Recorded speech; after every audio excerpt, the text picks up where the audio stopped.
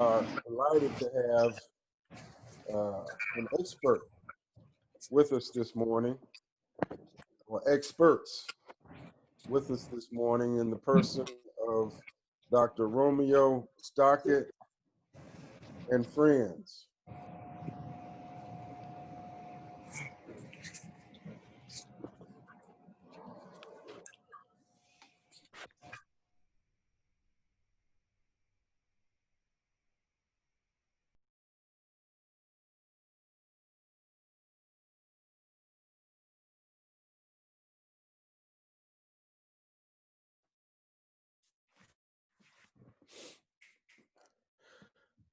We will also hear from Mr. Kier Sims and also Mr. Herman Pate, who will discuss respectively how they benefit from community service uh, as it relates to this presentation. First, let me give you a brief synopsis or a brief glimpse of who our special guest is. Dr. Romeo Stockett is Associate Professor of Informatics, Health Researcher, and President of the 100 Black Men of DeKalb chapter and the founder of the Consortium for the Expansion of Health Informatics Applications. He is the former professor in the Morehouse School of Medicine. Whoop, whoop, whoop, go Morehouse. Master's in Public Health degree program, consultant for the Smart Secure Children Parent-Peer Mentoring Project for Early Childhood Development, and CEO of his own healthcare informatics consultant practice. He is also a published author of articles and a book entitled Enduring Heritage, Mentoring to the Next Generation. On mentoring, he is also published of articles on mentoring and chairman of the Education Committee and board member of the 100 Black Men of DeKalb County. And that is just a small glimpse into the distinguished past, the distinguished education and history of this gentleman. So you can see we are indeed privileged and fortunate to have him join us this morning. So without any further ado or delay, I would like to turn the program over, this broadcast over to Dr. Romeo Stockett. Dr. Stockett. Introduction. I want to introduce my team. Our team has been enhanced since we first started to organize for this event. And so we had also to our team, Mr. Christopher Cephas and Ms. Kaylin Turner. And so, and each of them will give their perspective. I just want to thank you for the opportunity to be a part of this initiative and to share in the collaboration. I want to say for the youth that's on here that as president of the 100 Black Men, and of course in other community programs such as the YMCA, the Police Boys Club, Scouts, all of us are committed to enhancing your leadership. You already are all leaders. We want to enhance and support your vision for leadership. So it's never a competition between organizations, especially Black organizations. The only thing we're competing is to raise the most outstanding leaders possible and to contribute to that effort. Amen. And so in this effort today, we appreciate being invited. Each of my guests will introduce themselves and who they are and what they do as we go. And without any further ado, we want to stimulate and motivate the conversation with a very impressive video on the essence of community service. Thank you. Thank Sir? you.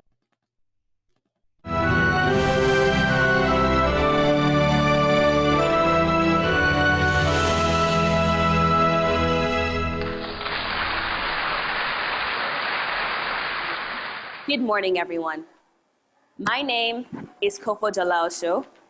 I'm 13 years old, and I am a modern-day world changer.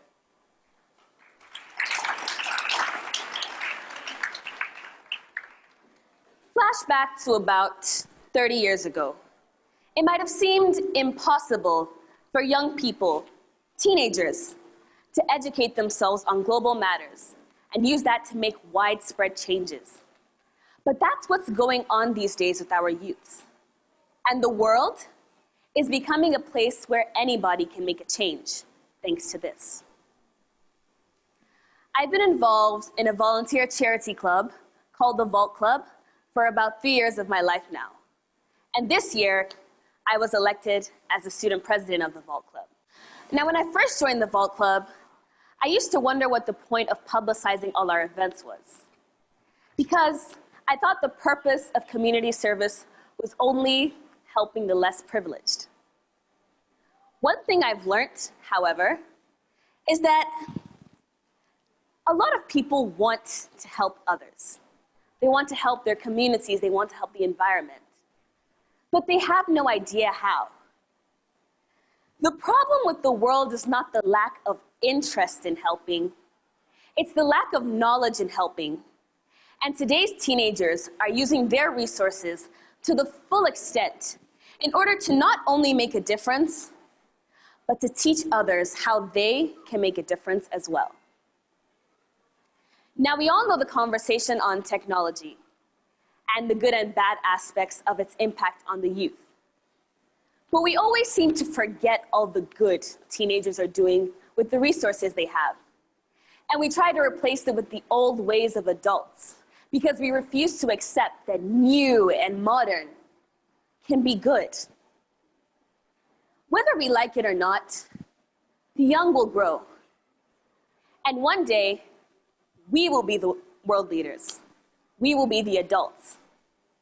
But if we grow to be nothing more than carbon copies of the adults of today, the world will never progress and reach its full potential. Now, if there's one thing adults have always done that can be of example to teenagers, it's that they've always been able to identify mistakes and admit to them. However, if the adults of today fail to learn from mistakes and end the current global mayhem, how dare they limit the youths from reaching their full potential and exploring the lengths of resolutions they can reach? What adults don't realize is there is a very big difference between the way adults and children think things should be approached. And there is so much that adults can learn from kids, but before that can happen, the world must stop seeing education as a one-sided thing, whereby an adult is teaching a child what is and what isn't. I would describe myself as an extrovert. And as much as possible, I like to share my knowledge and opinions through public speaking. I do most of my talking during classes and to my school during assemblies or social events. This is because I believe I have something worth listening to. I share with people, and this is my way of community service. Now, other people my age are doing things like going door to door to collect shoes to send to victims of war-torn countries. They're finding different ways to feed the poor. Vault Club and I even had a charity fashion show recently to raise money to buy resources for public schools in Nigeria. And we raised over 500,000 naira.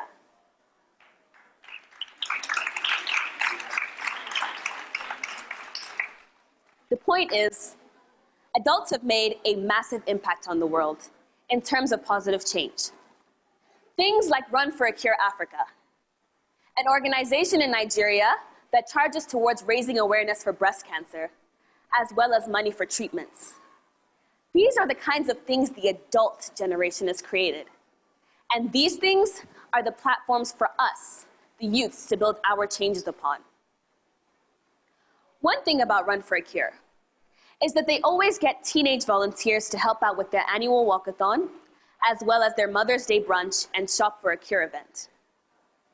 I, for one, have been a volunteer for Run for a Cure for the past 2 years of my life. And I can confidently say that my involvement in Run for a Cure has made me want to make my own change in the world. Seeing the passion behind the Run for a Cure coordinators, alongside the drive of the Vault Club adult coordinators, has made me want to create something of my own and make my own change in the world. Working with adults in community service has not made me want to do exactly what they're doing or achieve exactly what they've achieved. Instead, it's made me want to do even greater things and break more boundaries than they have. Encouraging the youth to try different things in order to make the world a better place should be seen as imperative by adults. Because one day, when we grow up and you grow old, we will be the ones taking care of you. But if we haven't been able to change the world from its current state because we haven't been able to change our methods, everyone will suffer the effects. Teenagers of today have incredible ideas. And the best thing about it is that we've stopped saying things like, when I grow up. And we've started saying things like, this is the plan and this is what's taking place tomorrow. Because waiting till adulthood for action to take place will only elongate the suffering going on in the world, as well as turn the rate of possible success within the action into the rate of possible failure. When children have ideas, we don't think about the obstacles that could affect the idea. Instead, we think far and wide into the craziest places because in our eyes, everything is possible. When adults have ideas, they think about things like the price, the manufacturing, the practicality, the lifespan, those kinds of things. And of course, there's nothing wrong with either side. But if the youths abolish long-term goals and replace them with short-term goals, we'll be able to achieve more and impact the world in even greater ways. Adults have done tremendously in changing the world for the better. But hey, so have the youths. The kinds of ideas the youth have these days are equally as good as that of adults, or maybe even better. Adults, it's about time we take these ideas into account and appreciate the kind of work teenagers are doing. I mean, we are the future world leaders. And my fellow youths, it's no longer enough to think about what you want to do when you grow up. Do it now. Dream big and work hard. Because nothing can be achieved without a plan, no plan can be made without a dream, and no dream can happen without an inspiration. Thank you. As you can see, that was just so motivating and so inspirational, and what a model for our young audience that's a part of the program today. So please know there are no limits. We're going to start off our session with the first presenter. Okay, our first presenter and guest is Christopher Cephas, and I'll let him take his introduction and information from there. Go right ahead, Christopher. All right. Excuse me. Thank you. Can y'all hear me? Yes, loud and clear. Awesome. Hello, my name is Christopher Cephas. I attend Grayson High School. I'm a rising sophomore. I have my speech on my phone. I apologize if I look down a little bit. So, community service is something people have doing across the world. From planting trees to picking up trash, people serve their communities in many ways. Community service is not only benefit the people/community being served, but it is also a way to character and open people's minds. Community service is a great way to teach younger generations about what it truly means to serve the community and the importance of keeping their community in a good state. Whether it be picking up trash, maintaining people's yards, or helping the school prepare for next year. Community service is a great way to show younger generations how important it is to take good care of their community. And by implanting these thoughts into kids' brains of giving to their communities and treating their places with respect, we'd end out with low rates of litter, of trash thrown at people's cars, or more charity work giving out food to less fortunate simply because it is the right thing to do. As someone who has performed in many community service events, I've learned to find joy in helping out people in my community.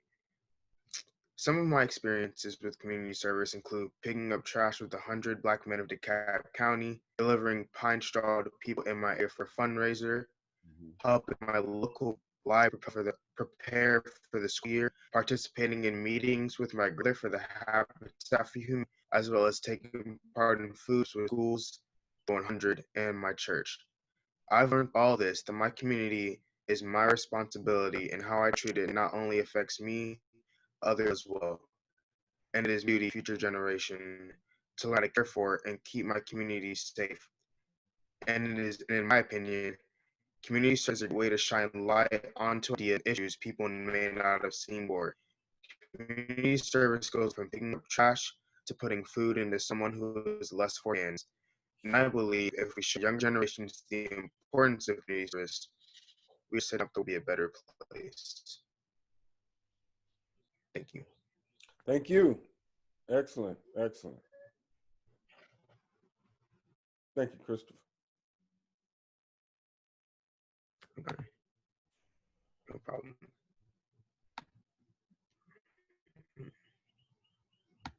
Thank you, Christopher. Our next presenter is Ms. Kayla Turner.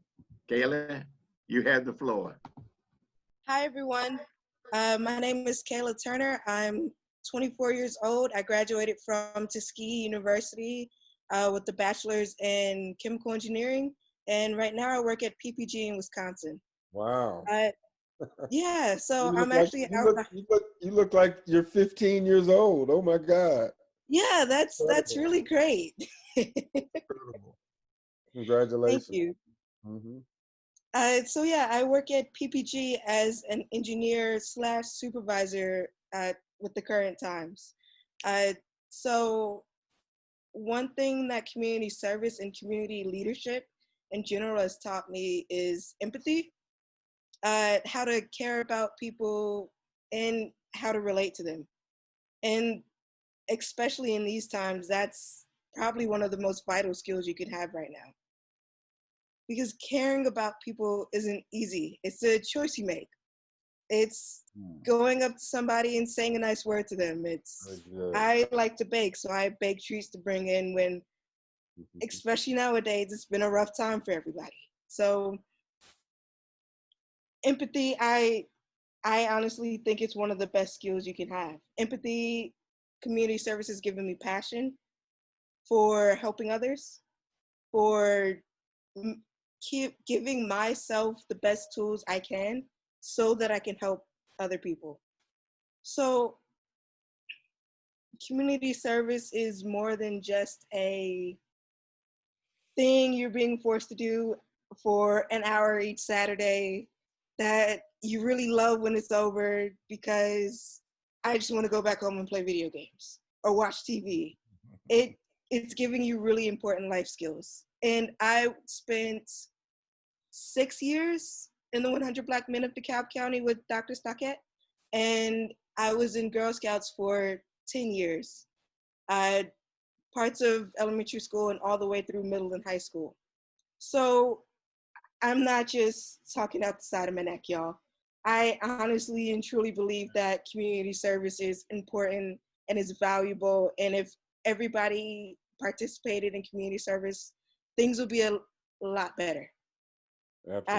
We'd all take more responsibility for the community around us, how things look, how the people in our buildings are doing, how community service is all about making your weakest link in the chain of a community stronger. It's about giving people bonds and relationships and making sure that if anybody falls on hard times, that they have a helping hand to guide them through it. So yeah, I strongly believe that community service is worth the time and the effort and the choices you have to make. Thank y'all for listening.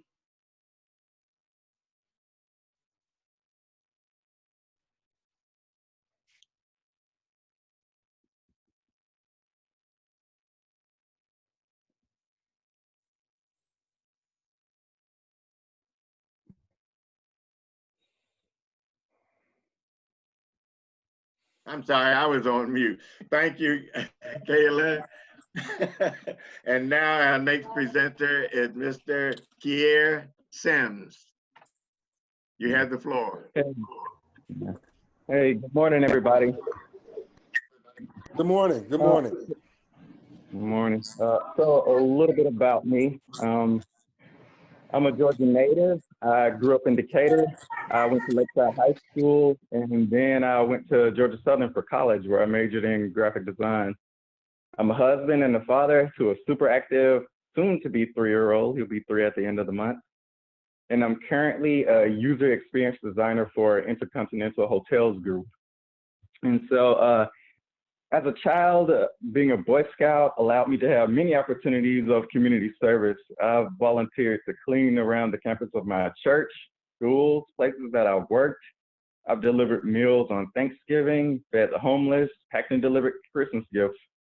And delivering meals on Thanksgiving was one of my first acts of community service.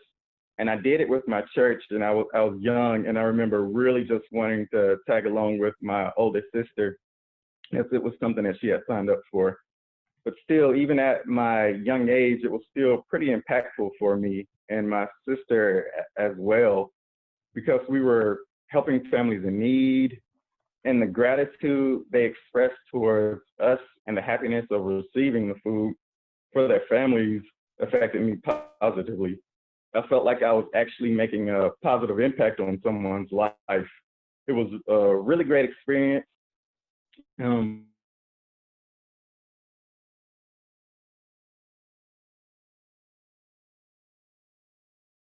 Act of community service that was memorable for me. I used to work in public health, and we had an initiative to help people stop smoking, among many other campaigns.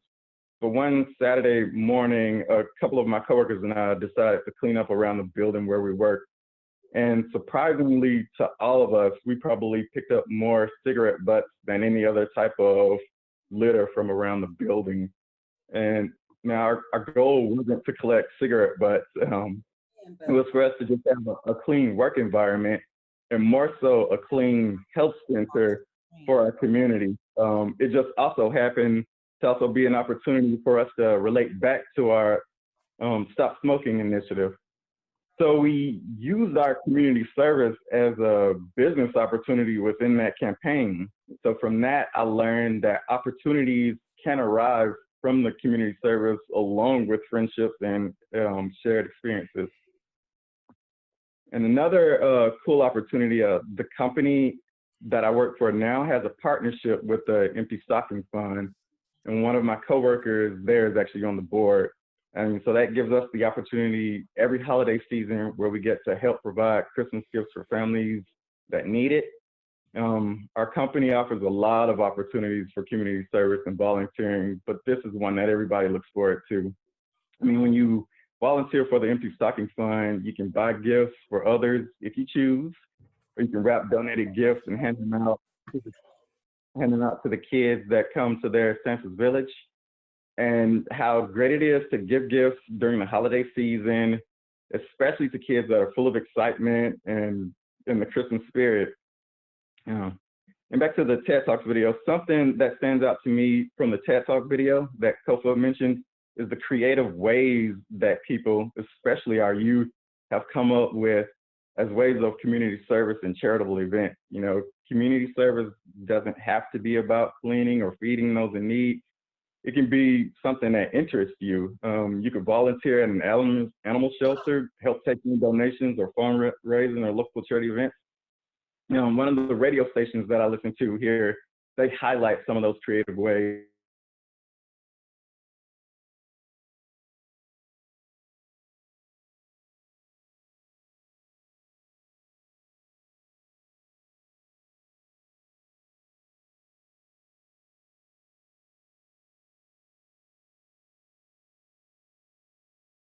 impactful part of my life has meant giving back to others in meaningful ways that enrich their lives and mine, and connecting with my community and other communities in and around the state. It's been building friendships and partnerships with others that I probably wouldn't normally have the opportunity to interact with. Yeah. That's it. Again, thank you so much, Mr. Sims. Our next presenter is Herman Robert Pate. Mr. Pate, you have the floor. Good morning, everyone. Thanks for having me. Good morning. I'm really passionate about community service. I think community service is huge. A little bit about myself is I'm a native to Georgia as well. I'm from DeKalb County. I went to Stevenson, and then I went to the University of West Georgia, where I completed a bachelor's and I have a master's in accounting. I'm currently a certified public accountant, and I work at Ernst & Young's doing financial diligence for mergers and acquisition transactions, as well as I have my own accounting advisory practice called Hydrogen Capital. I think that community service, the best way I can describe it is I got 4 points that I usually think of, because sometimes there's a disconnect of what we need to do for ourselves and what we need to do to our community. The first concept I want to leave you guys with is the day that you plant the seed is not the day that you eat the fruit. And I want to explain that and go deeper with it. What that means is that we are all a product of our environments. There's statistical studies that show that different people are afforded different opportunities just simply because they are based, or they are born or raised or a product of a certain environment. There's a book by Malcolm Gladwell called Outliers that goes really deep into this. And so we have to understand that one of the reasons that you do community service, it is for others, but it's also for yourself. You want to be in a certain kind of environment. You want your children to be in a certain kind of environment. So you have to give to that environment in order to reap that fruit later. And so community service, my past people on this call, I've spoke to different things. You can pick up clothes, you can feed the homeless, you can clean up a playground, you can pick up trash. But the main part is impact, and always strive for that impact, and always just walk around with a spirit of service. That's another thing, is because, like I said, whatever you give, that is what you get. Currently, right now, I'm part of the Emerging 100 of Atlanta, and we mentor. I believe that whatever in life, you should always have a mentor. You should always be a mentor to someone else. I thought that the speech that young lady gave earlier was just phenomenal, because it is a two-way street of learning and growing. And lastly, with community service is also a personal development piece. We talked about building relationships. We talked about stepping out of your comfort zone. All these develop you as an individual.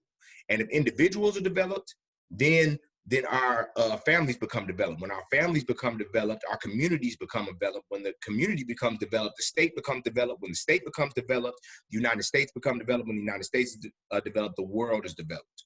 So community service is deeper than, let me just go pick up some trash. Let me go sit with the elderly. It's really about understanding how we're all interconnected. And it's all about understanding the personal benefit and gain that we get as individuals and as a society when we're all working together and commingling. And I don't think a greater example of that is what's going on, because for this year, we've been forced to be cut off from one another. And we see the effects of that, whether it be a mental health, whether it be the emotions that stir from racial injustices. We are all interconnected. And so community service is about us biologically giving to that need of service and coming together and making us all one and propelling us as a people forward. And it can't be take. It has to also be give.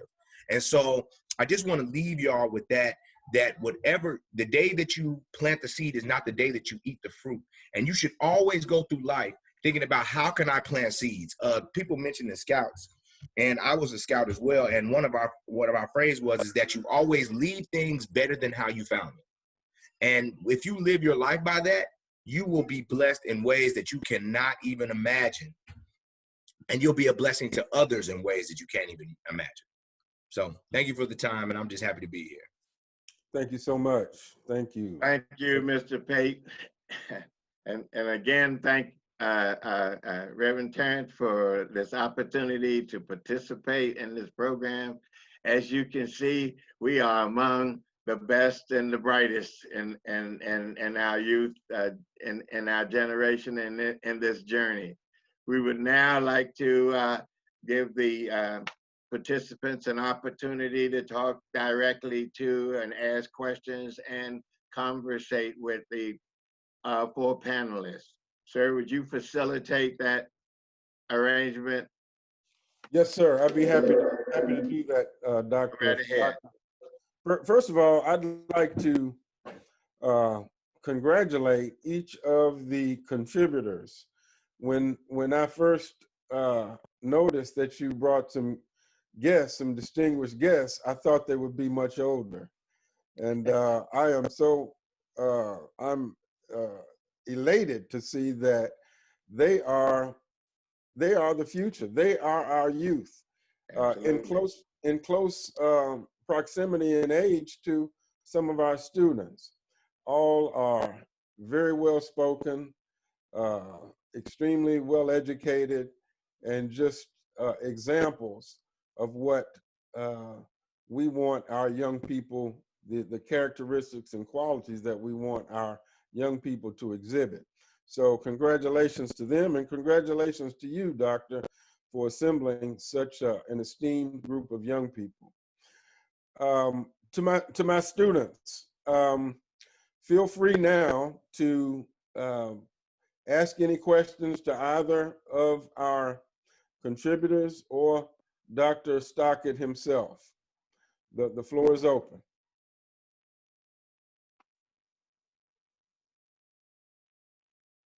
Okay. Go right ahead.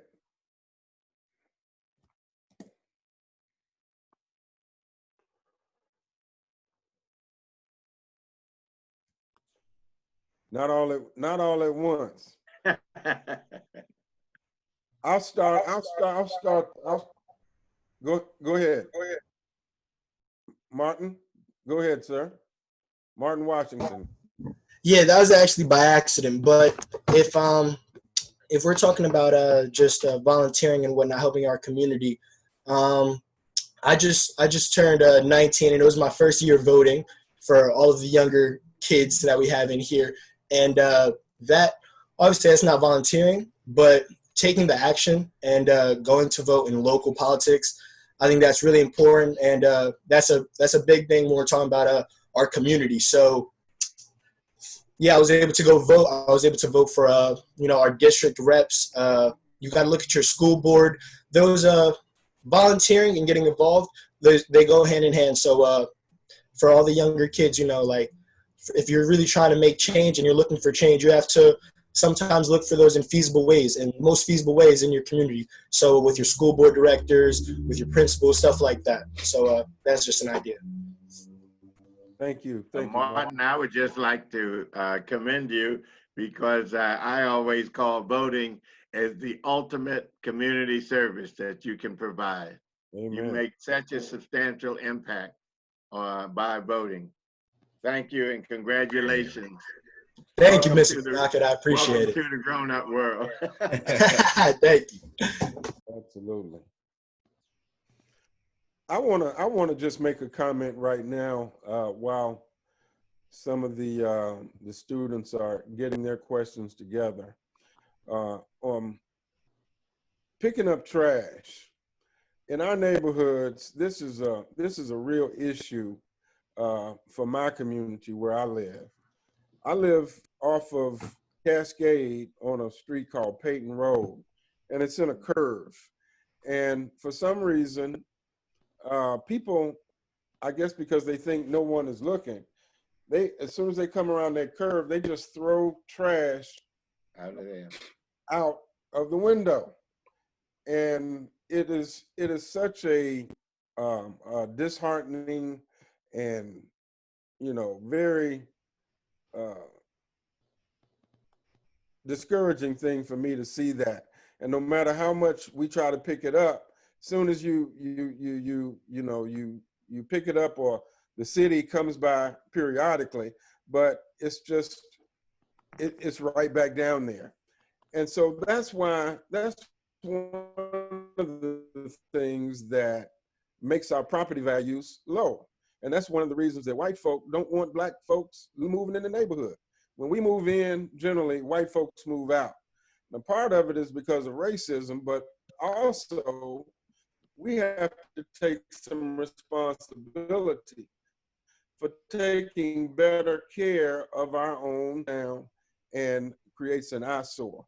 So that's just one aspect of community service, and many others were mentioned, but I can't stress the importance of keeping your surroundings clean and neat. My daddy used to say, Dr. Andrew P. Torrance, cleanliness is next to godliness. And I heard, if I heard that once, I heard it 1,000 times.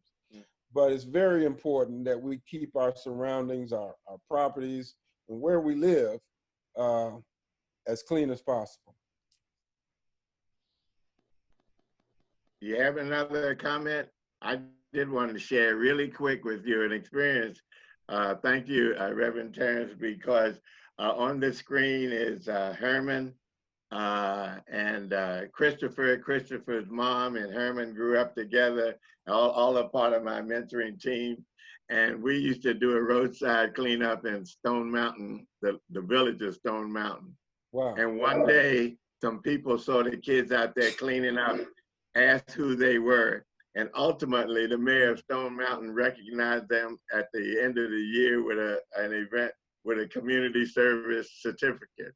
Well, for you young folks that's listening in, Aaron Snipes, who is now an attorney, he called me to tell me when he got accepted for law school, he said, Dr. Stockett, I dusted off that certificate for community service and put that as a part of my application. Amen. Wow. So it always contributes. It shows that you were about something and you understood commitment and responsibility all your young life. So don't be ashamed, whether it's picking up trash or feeding seniors or what have you. Go ahead. You have another comment. Thank you.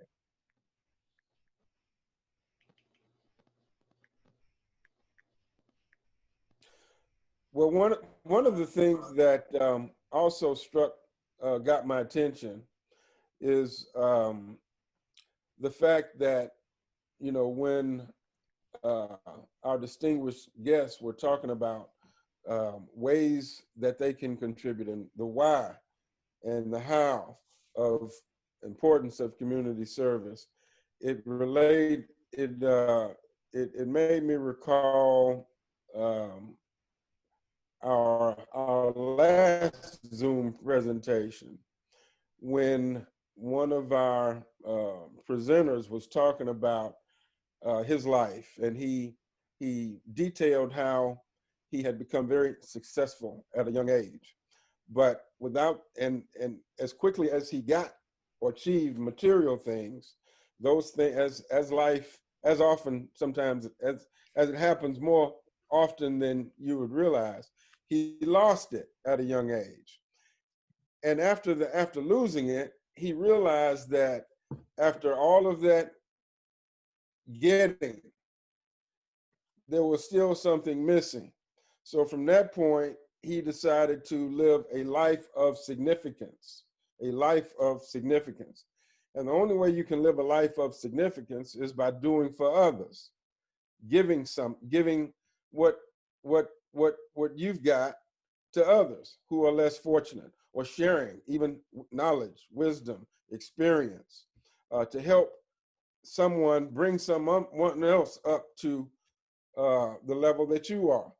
One of the things that I often heard when I was coming up, and maybe you all have heard it too, that when they talk about Black people, they say, well, you know, blacks, Negroes are like crabs in a barrel. As soon as one is trying to get up climb the ladder to success, there's another person pulling them down. Well, of course, that's an exaggeration and a stereotype, but in some instances, it's true. But the only way we're going to advance as a people is to take the attitude of doing everything that we can to pull others up, and by giving as opposed to taking. One of our young presenters mentioned that. It's not just about receiving. The Bible says it's more blessed to give than to receive. So I'm just delighted to see the spirit of giving and the understanding that community service is so important with your distinguished panelist, Dr. Stockett. So let me hear from one of the students. Certainly, there's some question or questions that you might have, either for Dr. Stockett or the distinguished guest. Did you want to chime in, Mr. Pate? Oh, I was just gonna say, I just want to reiterate that enough that, I mean, between that whole spirit of service, it's kind of, I really want to stress that with the youth, because like, it's something that I didn't understand until adulthood. Like I gave, as Mr. Stockett said, I got the award, but I didn't understand the how applicable it was from the development piece. But there's something that I want everybody to understand, because what happens is in today's society, a lot of things that we focus on is material items, because we come from, for the last couple generations, we come from not having a lot. So our focus would naturally be on gaining those physical, as well as this physical realm is what we deal with daily. It's what you wake up to. So, but the thing is that when it comes to the physical piece of it, what I had to learn is that you're only worth what you can give to other people. And so, like, for instance, everybody that you know that is very financially well off, they give something. So they give an example. Let's just say an entertainer. They have a song that the whole world can listen to. That's something that they gave. They can, if I play a sport, that's something that everybody can watch. It's something that everybody can do. If I'm a business person, I've created some type of product like an Apple that created an iPhone that everybody uses. So we need to be, as a people, we need to be focused on solving problems. And that starts with the community, because there's things that need to be solved here. And if you could solve that for the community or for somebody else, then you will be rewarded with what you gain. But trying to do one without the other is putting the cart before the horse. And I think that's something that we all just need to understand as a people. The crabs in the bucket, that's a whole nother conversation, because that's great, because what we don't understand is that there's an old African proverb says that if you want to go fast, go alone. If you want to go far, go together. And I also live my life by that. We all have to start banding together. I have friends in the Jewish community, and they've told me that, and because I'm pretty sure everybody's familiar with or heard about how Jewish people have a lot of money and how they always look out for one another. Well, they believe in their religion that the closer that they get, the more Jewish people that they help, the closer that they get to God. That they're ensured a spot in heaven by how many Jewish people that they can help. And we as a people need to get back to the roots of who we were before slavery, and get into us as a community and helping one another, because it's not you or me, it's we. And that point just needs to be stressed, and it's definitely something that we just need to live our lives with that focus, because that's how we're going to come up as a people through all the madness that's happening now and it's been happening. Thank you. Very good. I want to reach out to Hunter Goins, one of our students, and get your take on what you've heard thus far. Hunter, are you there? Can you hear me? Yeah, sure. I'm sorry, I'm a bit under the weather, but I agree with everything that's being said. I do try to be as active as possible in my community. Before the whole Corona thing and everything's been happening, I'm picking up trash in my neighborhood, in the Eastern South DeKalb neighborhoods, and trying to improve my community as much as possible, because I live here, And even if I might not want to stay here as I grow up, I still want to make it as a nice place as possible for people that do live here and who do stay. So I think that empowering and making your community a better place is necessary and is the most is a great way to give back and show your gratitude for where you live at. Excellent, excellent, excellent. Do you have anything to add, Jonathan? Can you hear me, Jonathan? Can you hear me? Yeah. Y'all can hear me? Yeah, I hear you, Jonathan. Go ahead. We're listening.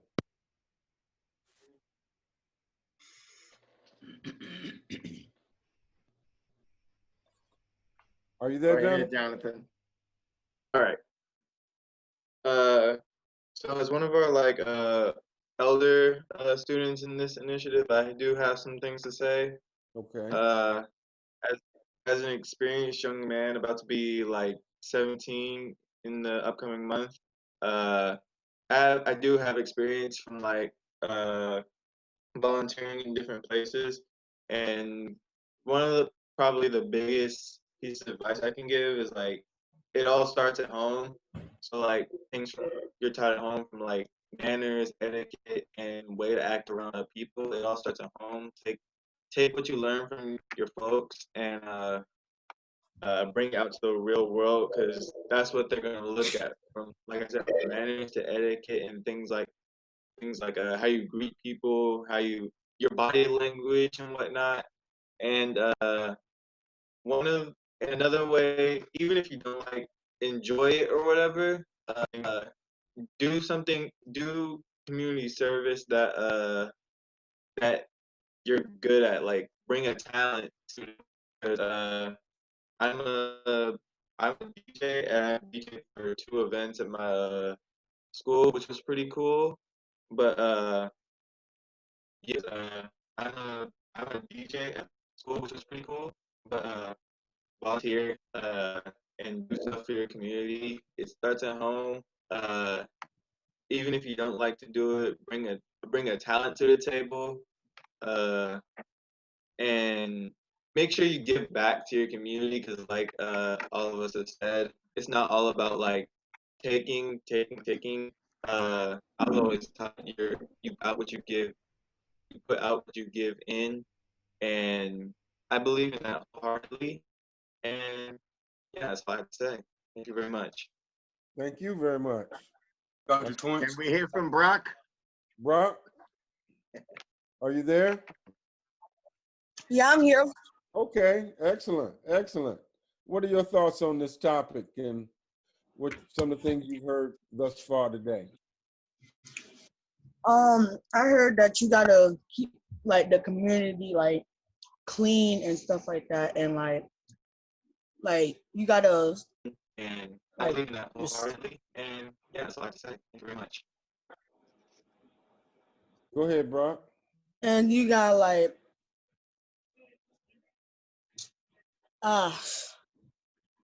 it's in my head, but I forgot it. It's stuck in my head.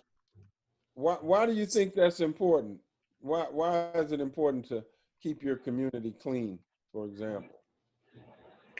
Because you don't want to be living in a dirty community, and then you gotta it's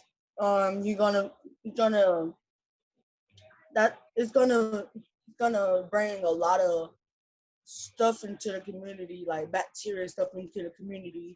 So that's why you gotta when you're done with everything, you like candy wrappers, stuff like that, you gotta throw them in the recycling bin, trash can, so you won't be thrown on the floor, so it won't cause bacteria into the community. To the community.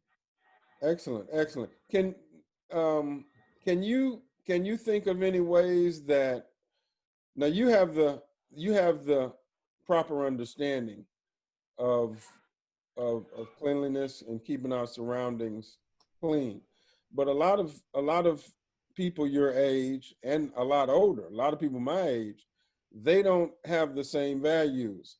Do you have any ideas on how we can change the mentality. So more young men your age feel the same way you do and understand the importance of cleanliness, not littering and picking up trash? What can we do about it? What can you do about it? We can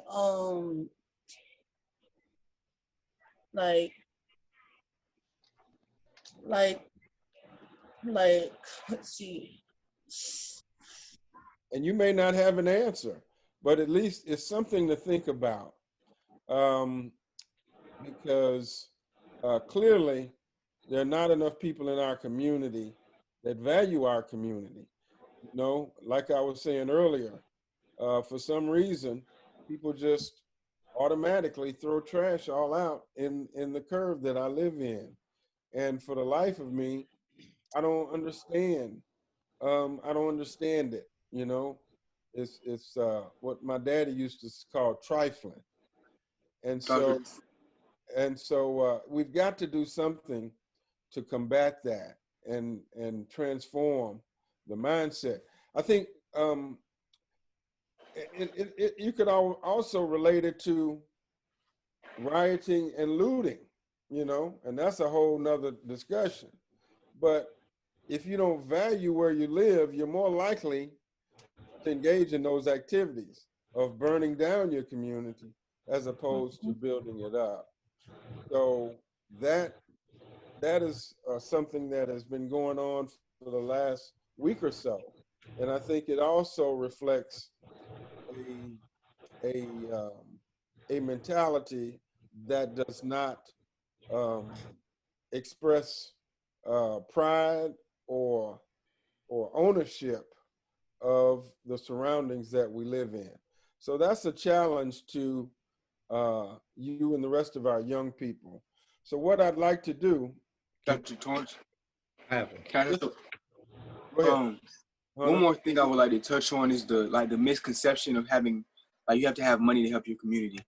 Like, one thing that my father always told me when I was younger is the most important gift you can give somebody is time.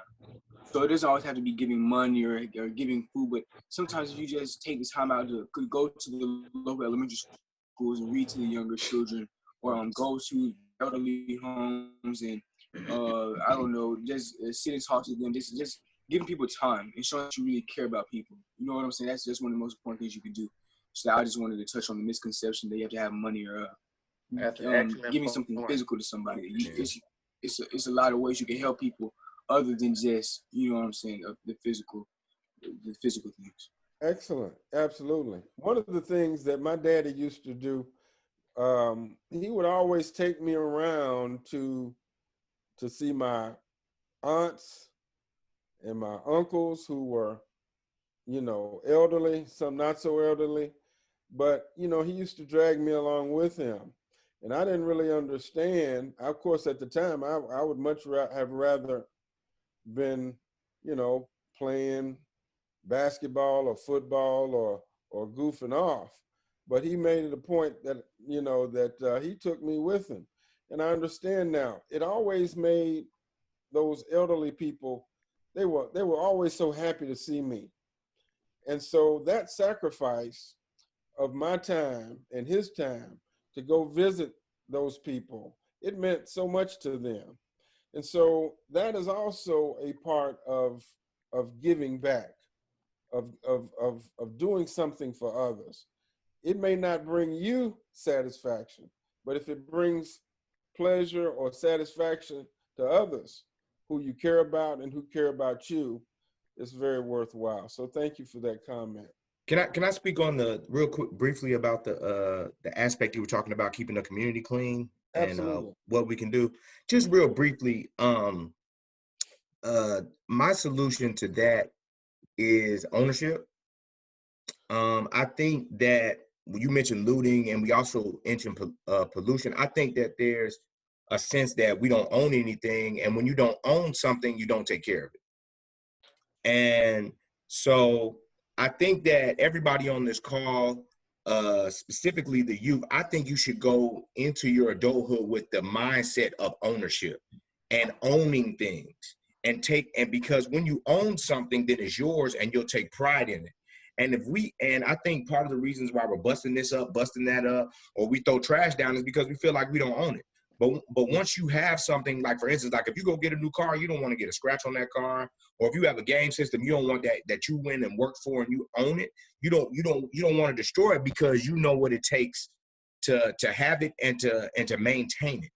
And I think part of the reasons with another piece with our community is that we don't own our own communities.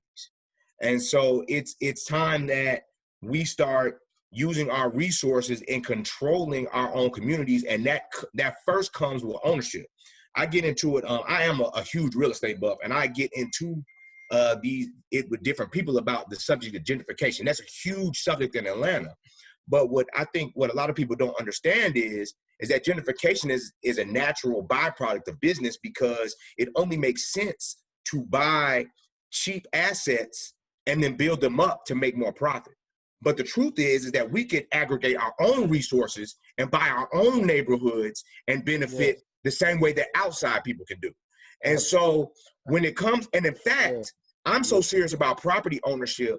If you study the history of America, in America past, the gentleman just talked about voting. If you weren't a homeowner, you weren't allowed to vote. They didn't even consider you a citizen. So I want everybody to think about that as we become adults, and what is a credibility indicator, as well as what people consider a functioning member of society. When we're talking about rights are for landowners. That's the way this country was founded. That's the way it's always going to be founded. I mean, the way it's always going to be run. So we have to understand these things and understand the game and the climate that we're in. We must own our neighborhoods. No way in hell would we be looting our own neighborhoods if we knew who owned the deed. So I think that is the solution for pollution. And then it's just a trickle down thing of keeping it clean and community service. So I just wanted to leave y'all with my 2 cents on that. Appreciate that. Actually, the sad part about it, Blacks collectively own far less property and land than we did right after Reconstruction. Absolutely, yeah. And that is a tragedy. That is a tragedy. Mm-hmm. And so your points are very well taken. As a matter of fact, I want you to contact me. You think like I do. Maybe we can together and do some things. Okay? Sounds good. Real estate, absolutely. Reverend Terrence, how long do we have? We still got 20 minutes? Oh, yes, sir. We still got 20 minutes. Okay. We don't, but I want to hear what you have to say. No, I just wanted to alert everybody that at least the panelists, I want you to stand ready for a closing remark when we get to that. But I so want to hear from more of our participants. And I want to go back to Martin Washington and find out what he's doing now and what's his plans. Martin? Well, sir, I go to Morehouse College. I'm about to be a sophomore. And I was just listening to what Mr. Pate said, and that was just great. I completely agree with you. I think ownership is probably the most important thing in the world. Just 40 acres and a mule. You know what I'm saying? We need our land. So, yeah, and I think also essentially what you said about taking care of it. Like, I have my own car. Whenever my friends come over and they're in my car, you could tell when I had friends over because I got to clean the back seat and everything. But whenever it's their car, it's always clean because, it's your car. You take care of it. And I think that's just a big thing in our community. What else do we touch upon? Do you have any questions, Mr. Stockett, that you want me specifically? I have one for you and your colleagues. I want to share something with you. Can you hear me? If you go to 100 Black Men of America - Drake University Law School. Drake University Law School. Share that with all of your colleagues at the university and around. We have a 4-year law school scholarship guarantee for any student that we mentor, sponsor through the application process. All the criteria is right there online if you're interested, you can give them my direct contact, and we will bring them into the auspices of the 100 and coach them through the preparation for the LSAT and acceptance. So please spread the word, and I want you to consider it. Absolutely, Also, yeah. Absolutely, yeah. I'm okay, looking so forward you to can the do LSAT. your So law that's a school great prep. opportunity. Okay, very good. We'll talk. Thank you. Thank you. Reverend Terrence and Ms. Palmer knows how to get in touch with me. Gotcha. Thank you for that. Kayla, where did Kayla go? Kayla, yeah, share with these young people your experience, your journey from Tuskegee to through the University of Minnesota to now to Wisconsin, please. Sure. So first of all, if anybody has the opportunity to go to a HBCU, take it. Don't question anything. You'll end up better off for it. It's a rich way of learning your history, taking a part of the Black community, and you're not going to get another opportunity like that after you graduate college. It's really a rich experience. So I just have to do a little plug for all the HBCUs. So like I said, I graduated, I don't think I mentioned it, but I graduated from Arabian Mountain in DeKalb County. I think it was their second graduating class in 2014. So I attended Tuskegee. I had a full ride to Tuskegee. I had a full ride to FAMU. And I also got into Georgia Tech. But when I walked on Tuskegee's campus, it felt right. And that's something very important to keep in mind if you choose to go to colleges. Don't do things because you were told to. Do them because they feel right to you. Because you're the one who's going to have to put in the time and the effort, the all-nighters, and you're the one who's going to have to build your own college experience. So don't just do what people think you should do. So at Tuskegee, like I said, I majored in chemical engineering. So my sophomore year, I believe, yes, my sophomore year, I was working at a lab on campus run by a steel company nearby, Nucor Steel.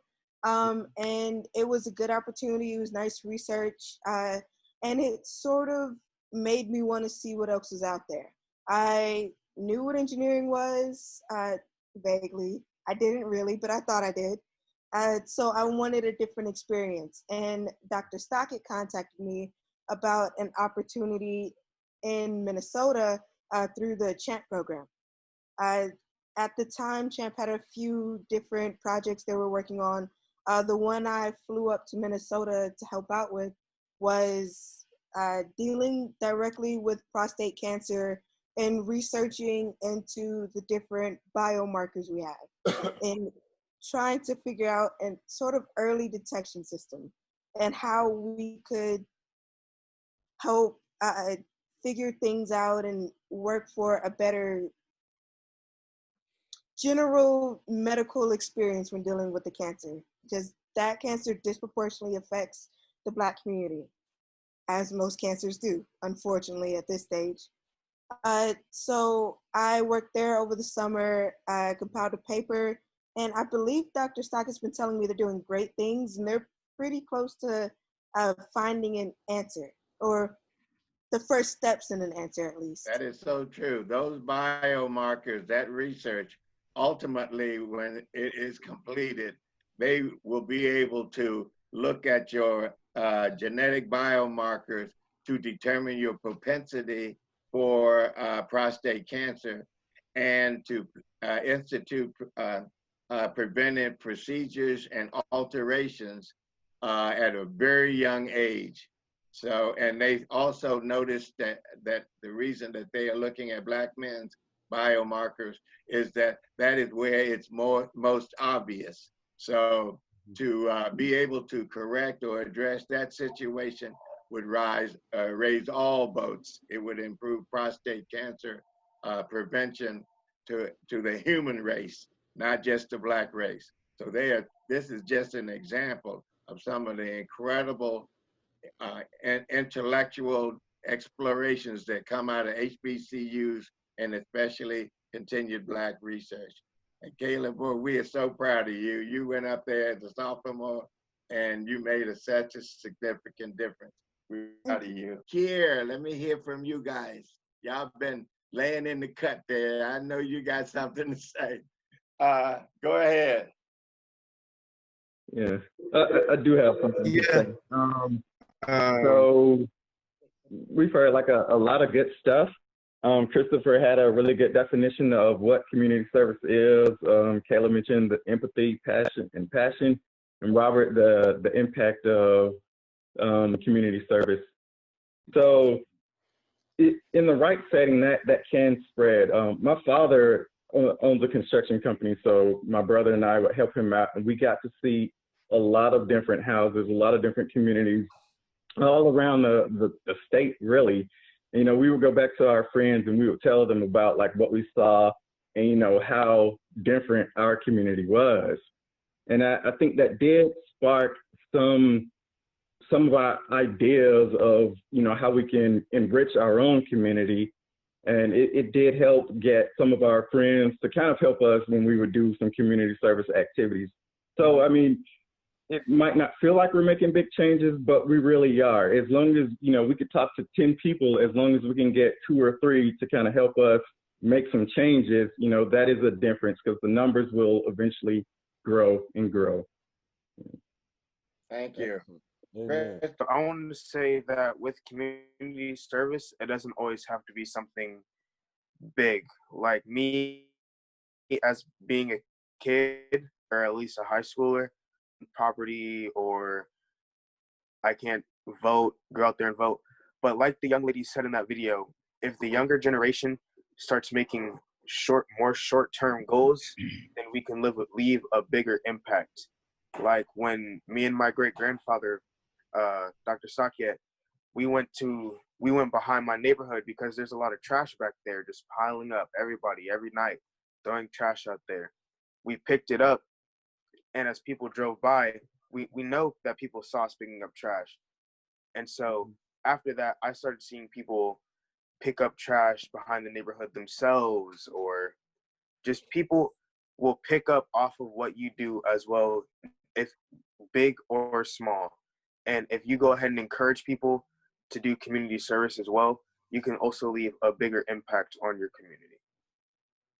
Thank you, Christopher. I want to hear from Michael Council there. Hello, sir. How you doing? Hi, who are you? I'm one of the mentors in EMYI, and the panel that you brought, top notch. All the messages that you put out for the people today are very touching. And I'll say this: it's because it's easy for them to do. A lot of times you attend panels or you attend forums, and people think that you need things like, for example, money or influence to make a change in your community. However, one of the most simplest things you can give is your time and your empathy and your heartfelt attention to a problem. So starting with something as simple as keeping your neighborhood clean, those are all good examples of how we can be better citizens. Not to stand up on the soapbox right now, but I mean, they try to paint us with a broad brush of not being good citizens. And it takes away from the efforts of small groups like we have here.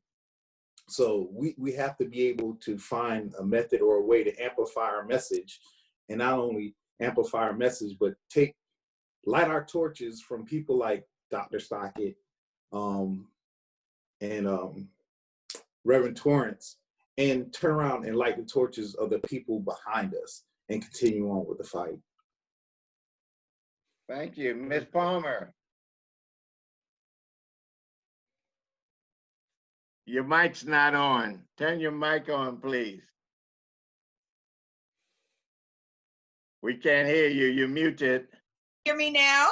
Oh, yes. I just want to say about Ms. Palmer, boy, we have been in the trenches of social services for years, okay? And she was the guiding light for the FCS Urban Ministry Organization. That was the most comprehensive community impactful organization. They had a daycare center, a health center, a rehabilitation center. It was an apartment complex, I think. But at any rate, Ms. Palmer and I go back, but for you young folks, we want to be a model for you to know and understand how we are in this together. And when Ms. Palmer called and asked for our participation and invited us, we came with our bells on, okay? So please be there for like organizations and people of like value, and we can make a significant difference. Ms. Palmer, your words, please. All right, thank you so much, Romeo. You and your team, you have just been stellar. I thank you for all of the preparation, the details, back and forth, etc. But more importantly, I want to say that being a mentor doesn't end with a period. It continues.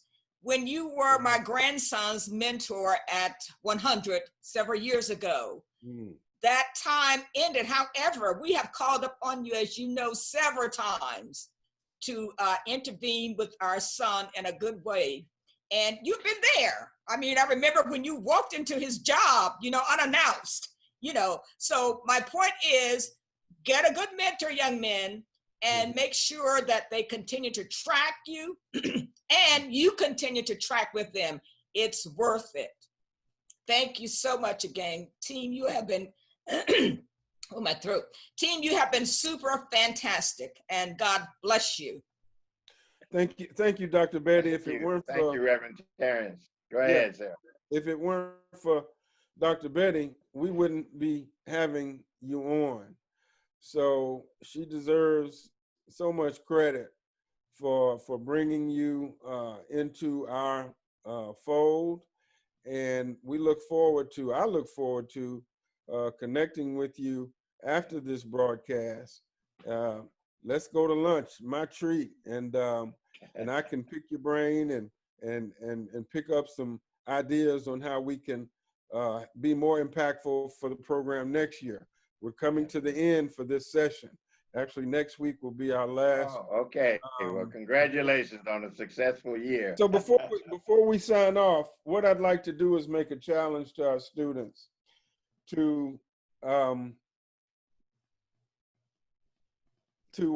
the next few days. This is a community service. We'll call it a 3-day challenge. Community service 3-day challenge. In the next few days, do something for your community. You can be creative, or you can take one of these suggestions of collecting clothing, books, or food for a shelter near you.